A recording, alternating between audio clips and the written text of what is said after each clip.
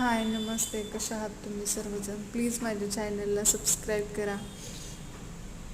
आज कांद्याची भाजी करायची होती म्हणून म्हटलं की कांद्याची पात वगैरे चिरून घेतली आणि 2 पाण्याने धुवून त्यात मीठ वगैरे टाकून छान अशी घेतली.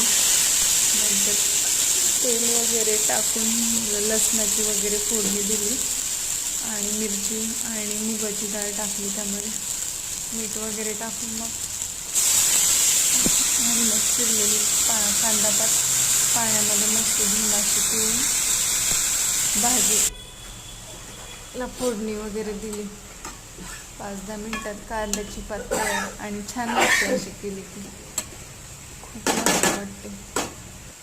एकदा नक्की करून पहा या पद्धतीने, खूप छान लागते. मसाले खूप छान लागते आणि अशी पण छान लागते. डाळ वगैरे टाकून मुगाची हरभऱ्याची डाळ टाकली जाते त्याने तर खूप